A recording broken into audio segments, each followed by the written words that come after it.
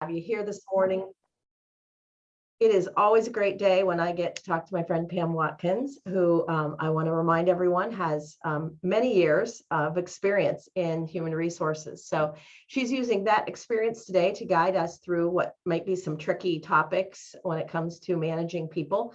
We would not want you to consider this to be legal advice. If you have something that's really problematic, we want you to look in your industry and look to your attorney or the experts within your organization. But I think Pam gives us excellent guidance in ways that we might be able to stop something quickly that could become a much, much bigger problem. So welcome, Pam. It's great to have you here today. Thank you. Thank you for having me back. Well, we have a lot of questions that were submitted today, and we're hoping we can at least touch briefly on each one. So I want to get us started. I also want to say that there's not enough hours in one day for Pam to address all of these thoroughly. So she's going to give us the most important stuff we need to know right off the top. And then some of these may need a little more deep dive. And I know that Pam is available if you want to follow up with her. She may be able to lead you towards other resources or how you should go about getting more information if you need it on these topics. So submitted anonymously, and some that we kind of came up with on our own. So let's start by talking about one of the first things that was submitted, which is 401ks for employees. A great benefit if you happen to be an employer who is able to offer one, a 401k. So can you tell us, maybe even just super briefly, what a 401k is? And we are hearing, is it going to be required for employees to offer this retirement benefit? Okay. Well, so you know that our 401k and our 403bs are there plans to allow employees to save tax-deferred dollars towards their retirement. And in most cases, organizations can choose to do a match. So for example, if they're doing a 50% match, I put in 6%, they're going to match me 3%. And there's usually a vesting period. Each company's vesting period is a little bit different. Some vest fully at 1 year, 3 years, 5 years. And what the vesting means is that's when you're eligible for not only the portion of monies that you put in, but the employer match. So what's going on, and the reason I'm sure this question came up, is there are proposals on the books right now called Secure Act 2.0. Now, initially, my first glance at the Secure Act 2.0 was addressing employers that were going to be starting a 401k plan, somebody that didn't have a plan. And what they were suggesting is that the employer, if you start a plan after a certain time, you would be required to do what's known as auto enrollment and an incremental increase each year. So what that would look like is company ABC starts a 401k plan after this becomes law. They have to offer everybody auto enrollment, meaning the employee doesn't get a choice. They're going to get automatically enrolled unless they take action to opt out. And what they would do is bring them in at a certain level, 3% is what was in the proposal. And then every year after that, they would go up 1%. So if I'm an employee, now I'm auto enrolled at 3, next year I'm at 4, next year I'm at 5. Again, the employee would have to take action to stop that from happening. And it would go up to a 10% increment. Now, what I didn't see at first glance in the proposed, because remember, when I'm reading these proposed documents, they can be anywhere from a couple hundred pages to a couple thousand pages. But what's buried down deep in it that I gleaned is under this proposal, starting in 2023, employers with 5 or more employees would have to offer a retirement plan and automatically enroll the employees. And the automatic enroll would be 6%, not 3%. And the default plan would be that they would be in a Roth IRA invested in a target fund, which basically is based on your year and the anticipated retirement date. So really interesting things for employers. It could be a mandate. employees would have to take action to opt out. So right now there is no federal mandate, but they are strongly looking at it under the Secure Act. And the reason is they feel that people aren't saving enough for the retirement. They're also considering things like student repayments and employers matching that into a retirement type plan. So lots of moving parts right now. I understand why the question was asked. So we just have to wait and see what happens. Really interesting. I'm a fan of retirement savings and of employers participating in that. I think it's a great benefit. We do it here at the chamber. It's involved. So for small businesses, I can also understand the reluctance when many struggle just with simple payroll and benefits to manage 401ks. I can't help but wonder if there aren't some lobbyists in the investment agencies pushing for this to happen. But good to know, something that we should be keeping our eyes on, and maybe be proactive and just go ahead and get working on taking care of your employees with benefits, and learn this before it's forced on you. So we do have a question there. The 6% is taken. Let me grab that again. One of the listeners asks specific to this. The 6% is taken from the employee checkbook, or is that the employer match question? No, the employers can match or not match. That would be how their summary plan description is written by their actuarial. So the 6% would be from the employers. It says employers with 5 or more employees would have to offer a retirement plan and automatically enroll employees, diverting 6% of their pay into a retirement account. So it would come out of the employee's pay. Right. So the employer can make a choice whether or not they offer a match, but the employee would be obligated unless they opt out. Right. Yeah. Right. And I'm going to, for transparency, I'm going to say that the plan that we enrolled in this year was set up like that. So our employees had to opt out. Yes. Auto enroll. Yeah. So, it's all proposed at this point. Nothing has been approved. Stay tuned for updates because it's a moving target right now. Yes. I would say that to answer the question submitted, it is like a withholding tax, but not a tax. Withholding tax. Yeah. It's tax free. It's a tax free for the employees when they put it in. So a really important part, if this gets rolled out to your employees, an important part would be knowing how to talk to your employees about why this is a benefit. Why they want to do it. Why they may want to do it and not just opt out. Yeah. So. And that's a prime example of, that's why if you're a small business and you're looking to start a plan, or if this becomes law and you have to start a plan, you need to get with a really responsive broker and actuarial, because they will literally hold your hand and help you through the whole thing, make sure that you're legally compliant. Because it doesn't just end there.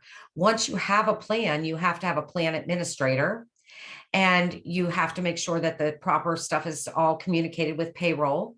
And then you have to do your 5,500 filings and things. So it's not just, well, we're going to throw a plan together and, you actually have to have somebody that's knowledgeable helping you. It's complicated and has a lot of compliance issues. Right. So thank you. Thank you for leading us into that, Pam. Sure. So here we're going to completely switch gears and talk a little bit about some of our obligations as employers to employees. So the question that was submitted is, if I've got an hourly employee that's driving a company vehicle and they have the opportunity to take that home with them, their hours between home when they get in the company vehicle and when they get to the job or to the office, are those reimbursable? Are those paid hours? Okay. So this becomes a guidance under the Department of Labor. Time spent during normal hours of work. So if my schedule is 8 to 5, anytime I'm traveling between 8 and 5, I would be paid for. But if I have the luxury of taking a company vehicle home, that is not time that is paid for. So it's considered a commute time. Just like if you were driving your own vehicle to work, you don't get paid for your drive time to work. It's the same thing. However, having said that, if you have somebody that's doing that, and what I would do is I would clarify that. For example, if you're hiring a new person, I would put in the offer letter, you will be issued use of a company vehicle. However, your time commuting to and from home will not be compensated, only during your work hours, your normal hours. So yes, does not have to pay them. You don't have to pay them to drive back and forth to home. Now, just to kind of add on to that, let's say that your normal work hours are 8 to 5 and they have a company vehicle. And now you've told them that they need to be at a customer site or a vendor site that is an hour and a half away from work. So, and they need to arrive there by 8. Does the clock start at 6:30? It does. In that case, you're going to have to pay, you should pay what we call portal to portal, because the clock starts when they're on the job. When you've asked them to do something or travel somewhere, the clock starts when they're on the job. And that would be regardless of whether they were in the company vehicle or their own vehicle. That's correct. Yeah. So let's take that just one step further. You've asked them to go to a training that's 3 days and they're an hourly employee. So how do you, most of us cannot afford to pay, 48 to 72 hours of what will become time and overtime. How do we measure what is paid and what is not when you're, going out of town and overnight lodging and you're hourly? So in large part, some of this depends on your policy and past practice, but what you should be doing is that same portal to portal. They get paid for their travel time to the location. Meal time and sleep time is typically not compensated. Okay. But again, if you've set precedent or you want to pay them for meal times because you want to be generous, you can certainly do that. But it should be spelled out up front before they go on their trip. I recently actually had an employer call. They actually had to send an hourly employee via plane. And they're, he was on a plane for several hours, then Ubering and They paid him for his full day of work rather than every hour he was, traveling and moving. Exactly. Yeah. So they paid him for his full day, which more than covered it. And to be fair, that's pretty much what you should do. Yeah, pay for the day of work, but not necessarily. Right. And particularly, what about, does it make a difference when the training is mandatory versus optional? So, often we'll. No, if the company's asking you to go, and even if you elect to go or not to go, I mean, you're on company time, you're on company business, and you should be compensated for that time. Okay. Yeah. Okay. Good to know. And then I think that covers that part of the question, but kind of a great segue then. Let's talk about what employers are required to offer. So what makes an employee required to offer paid time off, sick time? Are there requirements, or can you actually not offer any of those as benefits?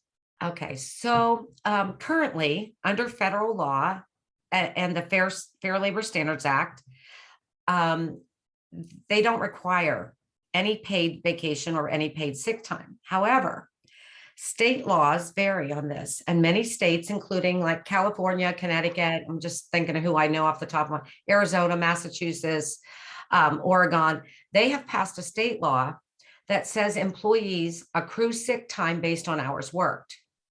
So hold that thought.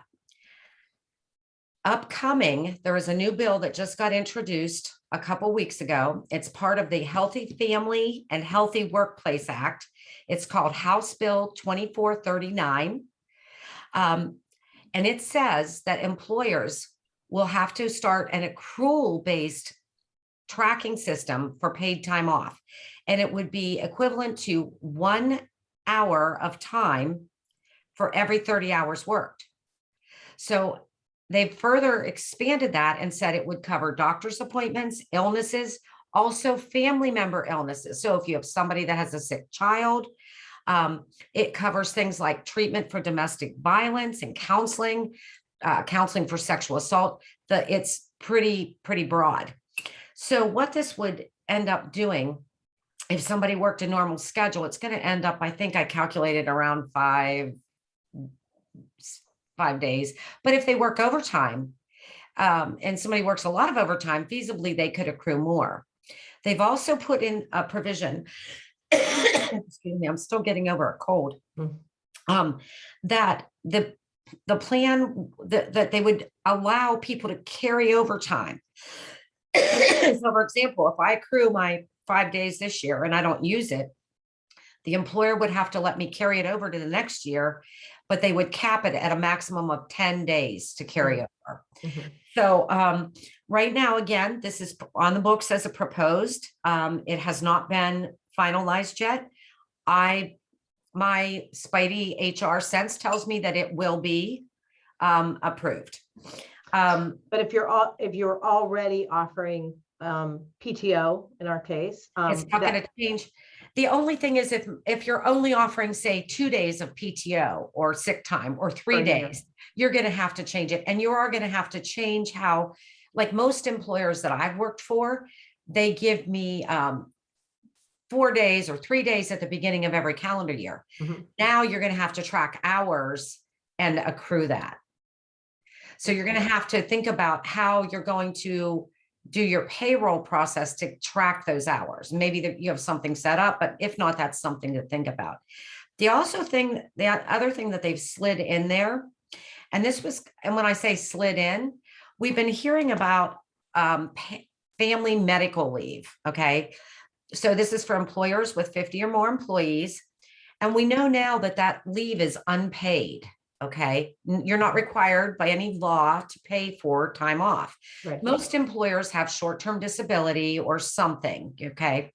Well, in this proposal, they slid in initially, they wanted employers to be responsible for up to 12 weeks of paid FMLA. Regardless of their size of business or for 50 and over. If it's all 50 and over. But now they've dropped that to 4 weeks of it being paid. So you could get up to 12 weeks off, but 4 weeks would have to be paid. Now I'm expecting that there'll be a loophole there for an employer if they have short-term disability that would kick in. I'm assuming that there might be some real challenges because from my HR side of the desk, you can't double dip. You're not supposed to double dip. So if I have short-term disability that's covering 60% of my pay, and now they pass this act saying that they have to pay me my pay up to $4,000 a month, there's probably going to be a calculation. So they get part of their money from the insurance carrier for short-term and part from the company to make them whole. That's my vision. I don't know what's going to happen, but I can tell you that those types of things under this act are on the table for discussion.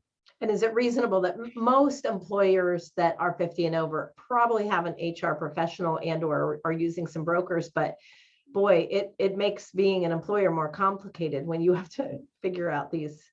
Yeah. And actually, you'd be surprised at the number of companies that even have 100 and over that don't have a full-time HR resource. Wow. Yeah, So, it's a good field to be going into right now, right? Yeah, somebody looking for a career. Get them into HR. That's right. Yeah. There's a lot of headaches, but it's a lot of fun. There are a couple of follow-up questions. One would these sick days that as they accrue, so after 2 years you go and you haven't used one sick day, is there a requirement that they be paid out upon termination? I haven't read anything about that in the proposal.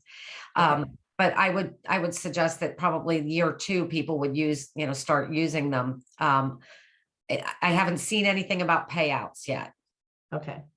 And then there was a follow-up question from the earlier question, because I think we all are concerned about, making sure that we pay fairly, but at the same time, not getting ourselves in such a mess that we can't afford to send people to training and be involved. So what if a conference is on a weekend, not on a regular day? Do you have to pay that employee for attending the conference and travel time and, that time spent on the Saturday, Sunday? And what if that rolls into overtime? I mean, that's all calculated in? Yeah.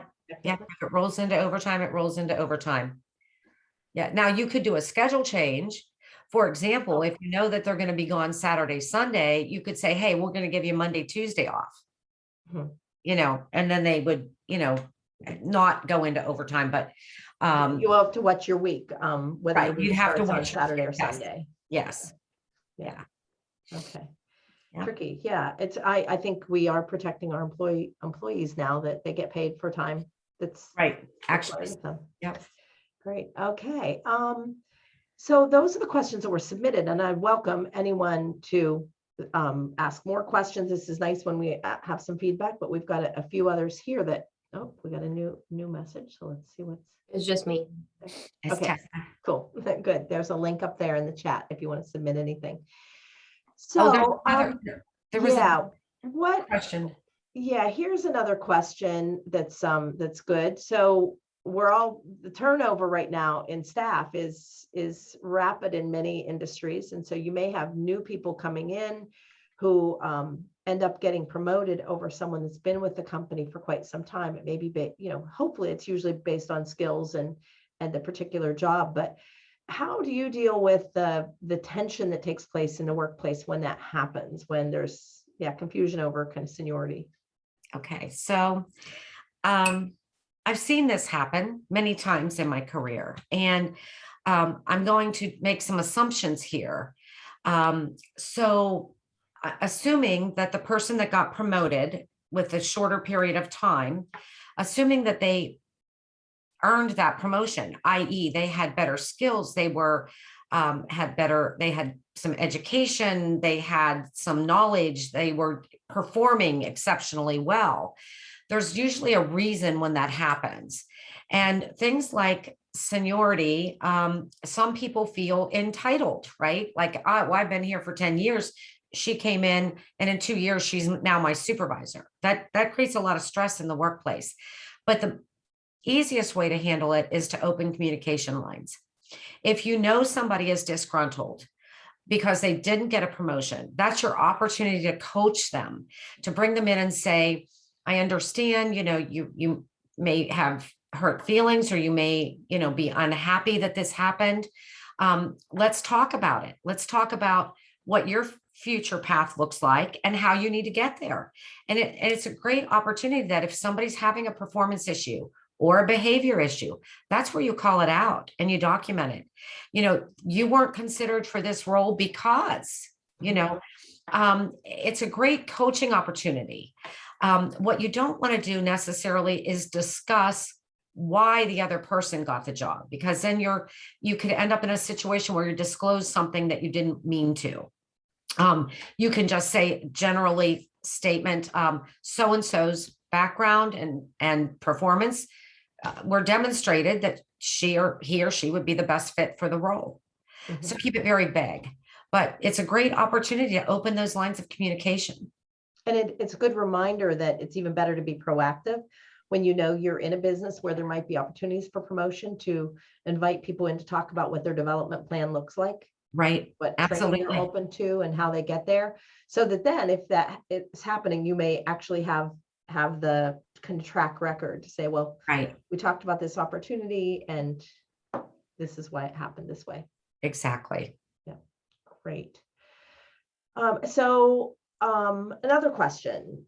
We hear a lot about the responsibility of employers. I get those two words. I struggle over them. Employers to provide reasonable accommodations. And I think historically we thought about those people who might have physical challenges and needed to be handicapped accessible. But we're starting to see broader use of that reasonable accommodation. Can you tell us legally what we as employers should be cognizant of and make sure we're providing? So reasonable accommodation, when it was introduced years ago, I was actually practicing HR when it was introduced into law. We thought of it as, we've got to make the restrooms handicap accessible.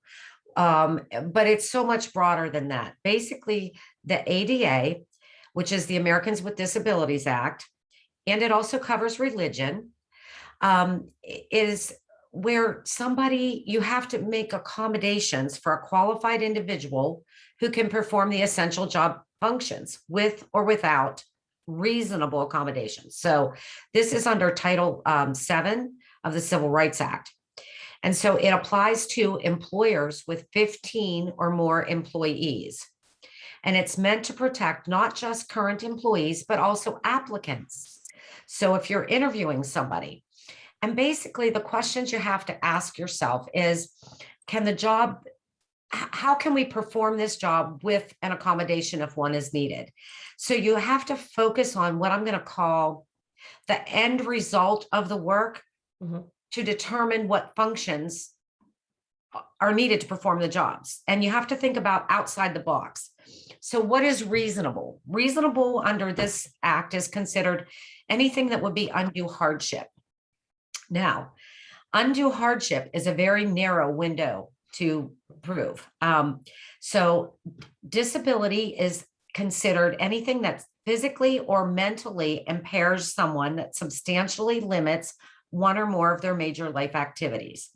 And you can refer to the act if you want the list of major life activities. It's lengthy.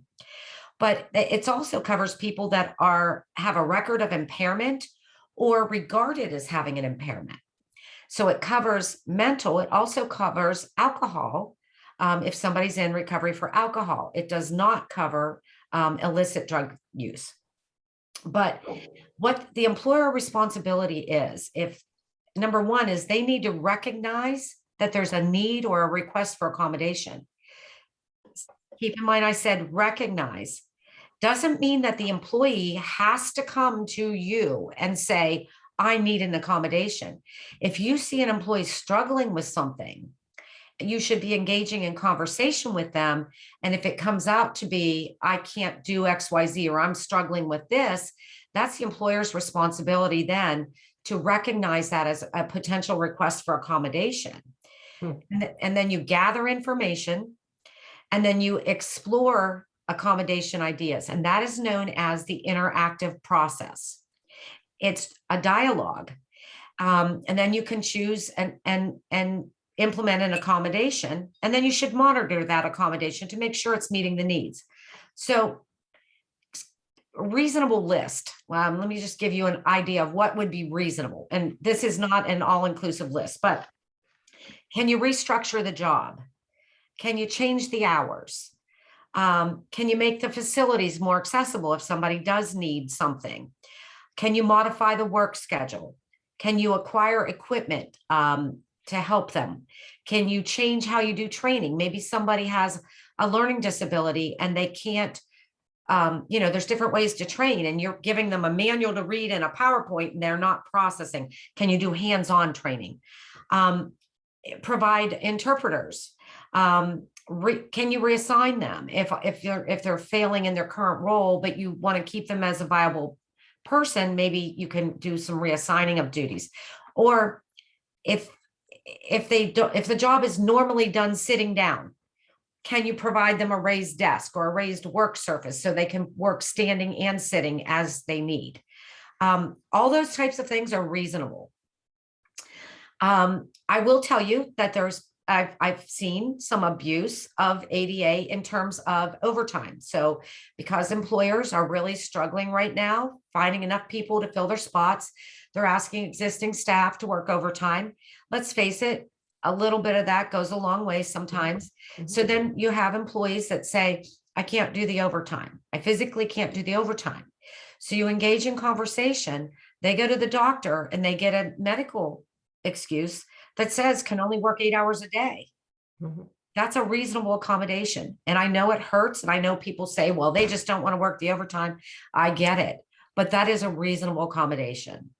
So, and as it applies to things that might cost, because providing a stand-up desk is different than maybe an opportunity to stand up at a higher work surface, is who makes that evaluation of it if it's reasonable? It's reasonable if your budget supports it, but if you're a smaller organization that simply doesn't have that to do, who's the judge and jury on the reasonable? Well, if it's something that they're going to call de minimis, they're going to expect you to pay for it. But there's two great resources: Office of Vocational Rehab, OVR, and JAN, the Job Accommodation Network. And they have great information and they can provide help. Oh, great. And JAN can even help you. Like if you're in a situation where you have an employee and you really don't know what to do to help them, and they don't really know what to do to help them, you can call JAN and get some really helpful information. They're wonderful to work with. Great. I think this would be a really good topic for us to maybe to follow up with just a little bit in the newsletter, so that Okay. people that want to refer to these Refer to them, resources. yeah. But Yeah. I mean, if it does depend on the financial resources of the Right. organization, number of people employed, type of operation, impact of the accommodation, but if it's de minimis, you better do it. Yeah. Yeah. Make no mistake, it can be it can be a lot to be an employer these days. There's a lot to navigate. I feel We like such a wet blanket, Susan. well, it's all good for anyone that has as good of employees as I have. It's the pleasure is ours to work your way through all Right. of this, but it is a lot. It's Yeah. a lot. I'm glad we have you. There have been a couple of other comments, questions submitted. So if we can go back and revisit these. Okay. What is wrongful termination? The reason is not a protected class, but unfortunately, not all of the policies were followed. Does the employee have any recourse? They do. So wrongful termination. So we're in at will state. Okay. If you're in Pennsylvania, we're employment at will state. But the expectation is, even having said that, is that you'll follow, if you have a policy, follow your policy. Like if you have a 3-step disciplinary, I'm a huge proponent of documentation and open communications if there's issues with employees. So wrongful termination, if somebody gets a lawyer and sues you, I mean, it's a litigious society. Anybody can sue anybody for any reason at any time, and you're going to have to defend that. But one of the things, if I was on the other side of that, I would say, do you have policies? Did you follow your policy? Really? If you terminated them for behavior or performance, did you coach them? Did you counsel them? Did you write them up? Did you give them a consultation form? Did you put them on a last chance agreement or a performance improvement plan? If none of that happened, you're going to have to explain why you terminated them, particularly if there's what I'm going to call good stuff in their personnel file, like they had average reviews or whatever. Now all of a sudden they're terminated. So yeah, they absolutely could file suit. There's no way to predict what the outcome of that would be, but I will tell you what will happen. Is the first thing that would happen is they will try to mediate a settlement and keep it from going any further. So typically when people file suits, they file with the PHRC, which is the Pennsylvania Human Relations Commission, and sometimes they cross file with the EEOC. And it always starts at the state level. So the PHRC would be the ones gathering the first facts of information. Was it possible that that the other thing that someone may do without going quite that far would be simply to apply for unemployment? Sure. And often again, they'll win the case if you haven't done the right things. So here's, if you can't prove willful misconduct, they're going to collect unemployment. Yeah. Okay. As they should. I mean, because if you terminate them and there's no reduction in workforce or any of those things that are valid reasons, if you terminate them, for you to prove that they didn't perform to the best of their abilities is very hard. So if it wasn't willful misconduct or a violation of a policy, procedure, something very blatant, yeah, they're going to collect unemployment. And that's okay. Yeah. So another good reminder, record keeping is important. Document the actions you take. Yeah. Make sure that those are documented well. Great. This is a follow-up to one of our other conversations too, relating to the proposed bill. How does the bill stipulate retirement requirements for employers who don't have W-2 employees? Thinking of local contractors who would have less than 6 employees. I don't think it's going to impact them. But again, I don't know, because this is still being drafted and being put out there. And that was what was the employee count for the retirement? That'll apply to everyone, or? That is going to apply to, let me just, 5 or more employees from day one. But like contractors, they get paid on a 1099, so they're not considered employees of the company. They they perform project work or whatever. So yeah, they would not be considered employees. If they're not on your payroll, meaning you're writing their check every week, if they're invoicing you and you're paying them, then they're not an employee. So an important consideration when you have a business is whether you actually want to have employees on payroll or W-2 employees, but you do have to be careful about what you're asking them to do. Right. You can't expect from a contracted employee, well, it's not really an employee, a contracted worker, the same things that you are able to expect from an employee. Right. And a perfect example of that, Susan, is take me. Okay. So I work for a number of companies, and they tell me what they need and I accommodate what they need, but it's at my schedule. So for example, somebody wanted to meet with me this morning. I say, I'm sorry, I'm not available. Would you be available next Tuesday? That kind of thing. So that's the difference between a contract, a consultant type contract. They don't set my schedule. When they give me work, they don't tell me. They may say, we'd like to have this back on this day. And if I can make that happen, I do. But they don't tell me what day to do my work. Right. They can give you a deadline per your contract, but that's, yeah. So it sometimes sounds, I occasionally hear a small business that says, well, I'm just going to do contracted workers, and then I'm not going to have to get into all these HR issues, but they may not be able to accomplish things on the time frame or the way they want to. Right. Great. Well, I think a great wrap up we have here as we, come in on 45 minutes is, one really good way to be clear with your employees is to have an employee handbook. So many bigger companies probably do have a policy that they call their employee handbook. Smaller ones may or may not. How important is it to have an employee handbook? Is it required by law? Do you have any advice on best practices for updating? Okay, so the HR geek in me wants to say, please have an employee handbook, because basically, first of all, it is not required by law. There is no law that says you must have an employee handbook. But the purpose of it is it's a communication tool, and it's one of the first communication tools that you would give to an employee when they start with your organization. So it should talk about the company's mission and values and policies, procedures, and many include their benefits.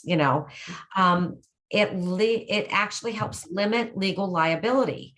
It protects you against discrimination, harassment, and other unfair treatment claims. But again, when you have that policy, you've got to follow what you say you're going to do. And it really helps orient new employees. So I tell people that the three C's is what I think about employee handbook. It's not a contract, so you got to clearly state that. It does communicate policies, and it helps you comply with the law. So handbooks need to be customized to your organization, and it should always set the right tone for your culture. I met with an employer a couple months ago, and we were talking about their employee handbook, which is like literally 20 years old. And you guys know the EEOC has all been updated. There's a gazillion things that have been, your diversity policies and everything. So anyway, he says to me, I want you to create a document that is a guide to work, but I don't want it to read like, here's how I'm going to fire you. So I thought that was an interesting perspective, because when you write a policy, you're putting out there, here's the guidelines, here's the consequence if you don't follow some of these. So it was an interesting spin, and I'm still wrapping my head around what this document's going to look like for him. But they need to be customized. You need to check your language. There's templates out there, guys, that you can go, download a free employee handbook or whatever, but you have to really watch what you're doing, because different state laws are different. So if that handbook was written in Texas, it might not have the right language for PA. You also have to make sure that you eliminate all language that is perceived as creating rights contrary to employment at will. For example, I reviewed a handbook actually just last week, where their language in it says permanent they're a permanent employee after probationary status. No, they're not. That implies that you're going to keep them forever and ever. Amen. Yeah. Okay, they're not a permanent employee. You need to conform it to your federal and state laws. And then most important, if you're going to do this, get it updated, get it in good shape, and then have people sign off. It's called a handbook acknowledgement form. And you should also provide some level of training for your employees on the handbook and what it contains. So that's my advice on Great. handbooks. Yeah, But I of course, recently I'm a geek saw. and I love handbooks. So Yeah, I recently saw a really interesting handbook. It was quite large, but it incorporated all the things you talked about. It was done in a really fun and inspiring way. yeah. Yeah, I think I've seen handbooks that have a lot in them, and some are very brief. But you might want to check with your insurance carrier too, because it's been a long time, but I believe that at one point in time, I recognize that one of the questions we get asked, I don't know if it was around our workers' comp or what, is, do you have an employee handbook? And you were kind of expected to have it. have that as part of your insurance. Yeah. Yeah. Well, great. We did have one question. It says, do you have a list of recommendations of what should be listed in an employee handbook? I and I do. assume that's kind of the minimum of. I do have that, and I'm happy to share that with Susan or Tessa, and they can send that out. Great. Thank you. And again, it varies industry to industry. Right. So keep in mind, I have what I go by as kind of a general, but it varies industry to industry. And my little tip on this is, and I think you would support me, Pam, if your industry has any kind of associations that you can Yes. belong to, it's usually well worth the annual dues to belong to an association of peers. They are usually very, very generous in sharing their documents as examples. I would add to that, though, don't take the first one you get and say, here, this is good. You need to figure out who you trust and who has a similar scenario to you. But we call it rip off and repeat in chamber world. So the first place I go is to my chamber peers and say, has anybody done this? And can I take a look at your example, and then find ways to use good, trusted information. But agreed, I have to pay attention to whether that is someone that's doing business in Pennsylvania, because what they can do somewhere else may be different. Right. Great. Well, that was a great full day. Thank you for everyone who submitted questions. It was great to be engaging throughout this. So we've got one more of these on the books that's coming in June, and we'll see what kind of feedback we get. I bet we could talk Pam into doing a few more of these, whether it's through the summer or returning in the fall. Really, really important information. Thank you for helping us protect ourselves as employers. It's an important thing. Obviously, at the chamber here, we so value our businesses, and we are made up mostly of small businesses who do have limited resources. So good. Thank you, everybody. Enjoy that beautiful day out there. Try to at least take a quick walk around.